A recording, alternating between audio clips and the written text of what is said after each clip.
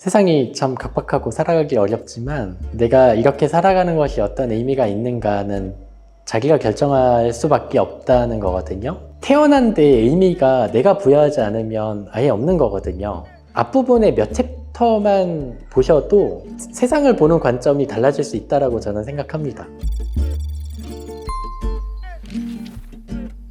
안녕하세요. 문신지우는 영수쌤입니다. 저희 유튜브 촬영을 도와주시는 제작진 분들이 많으신데 그중에 팀장님이 예전에 물어보신 적이 있어요. 취미가 뭐냐고.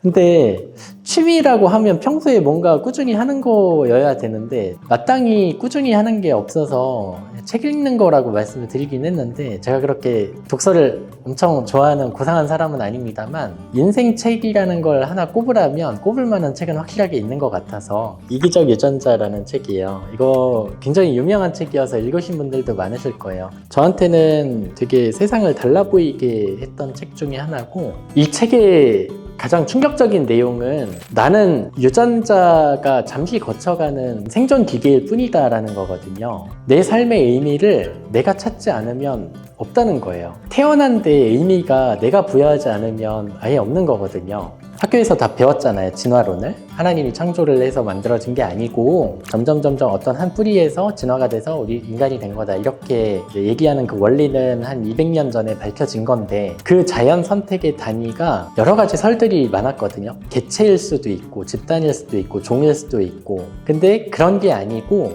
유전자라는 거죠. 이게 어떤 의미가 있냐면 우리는 보통 그게 개체라는 착각을 하고 있어요. 내가 더 잘 살아가기 위해서 예를 들자면 어떤 동물을 잡아먹고 이기적이잖아요. 어떻게 보면 다른 동물을 잡아먹고 내가 살아야 되니까 어떻게 보면 잔인하죠. 전 어제도 삼겹살 먹고 왔는데 내가 살기 위해서가 아니고 나는 그냥 유전자가 모여있는 일시적인 그릇 같은 거일 뿐이고 내 안에를 이루고 있는 이 유전자들이 자기가 살아남을 확률을 올리기 위해서 여러 가지 행동들을 한다는 거죠. 마치 어떤 세상의 원리가 하나로 쭉 통하는 것 같은 느낌이 저는 들었거든요. 어떤 사람들이 자기가 선이라고 생각하는 행동을 한다라고 칩시다. 근데 그런 행동을 하는 이유가 단지 그 개체가 오래 살아남기 위해서라고 해석을 하기보다는 그 개체를 이루고 있는 유전자가 오래 살아남기 위해서라고 생각을 하기 시작하다 보니 이게 조금 더 설명이 더 잘 되더라라는 느낌을 많이 받았어요. 제가 애들을 키우면서 그런 생각을 많이 해요. 제가 애가 없었을 때는 그런 걸 몰랐는데 지금 애들을 키우면서 제 애들이 너무 좋거든요. 저는 그것 때문에 살아요. 사실 애들을 오래 보고 싶고 우리 애들이 사회적으로 안정될 만큼 내가 지원을 해주려면 내가 건강해서 오랫동안 돈을 벌어야겠다 이런 생각도 하게 된 이유가 결국에는 걔들이 내 유전자잖아요. 모든 부모가 그렇다라고 할 수는 없지만 대부분의 부모님들이 자식을 생각하는 마음은 비슷할 거다라고 저는 생각을 하는데 그런 면에서 아빠가 됐을 때 이 책에서 얘기하는 내용들이 조금 더 잘 느껴졌던 것 같아요. 솔직히 말하면 이 비유가 적절할지 모르겠어요. 비유가 적절할지 모르겠는데 여기에 보면 유전적 근연도라는 게 나와요. 내가 이 사람하고 이 개체하고 유전적으로 얼마나 가까운가. 예를 들자면 호수가 있는데 저희 막둥이가 빠져 있고 팀장님이 빠졌어요. 한 사람밖에 못 구해요. 시간적인 여유상. 그럼 제가 누굴 구하겠습니까? 어쩔 수 없잖아요.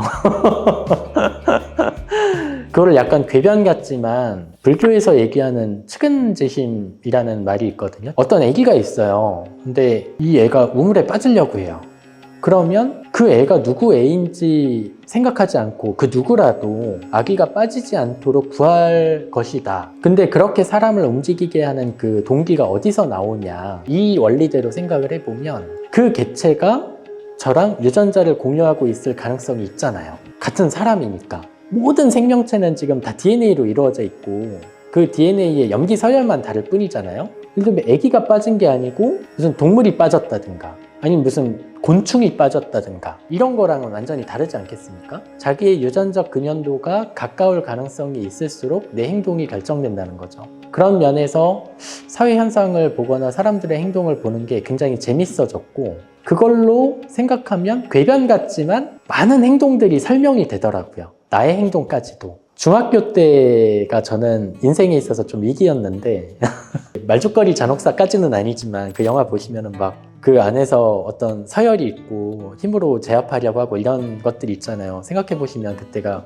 90년대 초반이에요. 학교 폭력이 난무하던 시절이거든요. 이제 그때를 생각해 보면 이제 정확히 비유는 안 되지만 인간의 본성이 도덕적인 기준이 약간 느슨해졌을 때 사람들의 행동을 지금 와서 생각해 보면 굉장히 자기의 유전자를 더 생존 확률을 높이는 쪽으로 적응해 나갔다라고 저는 생각하거든요. 성적으로 굉장히 관심이 많던 시절이었잖아요. 그런 어떤 행동들도 어찌 보면 자신의 유전자를 더 널리 퍼뜨리고 생존 확률을 높이기 위한 행동 아니겠습니까? 어떻게 보면 지금에 와서의 기준으로 보면 굉장히 음란하고 도덕적으로 비난받을 만한 말과 행동들을 무수히 많이 했단 말이에요. 그 친구들이. 인간의 본성상 자기의 유전자를 조금 더 널리 퍼뜨리고 생존 확률을 높이기 위한 그런 행동들을 많이 하고 있다. 그리고 이 책을 읽고 혹시라도 이렇게 그렇게 생각하시는 분들도 있어요. 유전자 결정론이라고 그러는데, 아니 그러면 유전자가 다 결정한 거니까 내가 무슨 소용이 있어. 다 유전자가 시키는 대로 하는데 걔는 범죄 유전자가 있어서 범죄를 일으킨 거지 걔가 잘못한 게 아니잖아, 이렇게 생각을 하실 수 있다는 거죠. 이제 그런 내용은 아니에요. 유전자 선택론이라는 겁니다. 유전자가 선택돼서 그 자연 선택의 단위가 유전자라는 거거든요.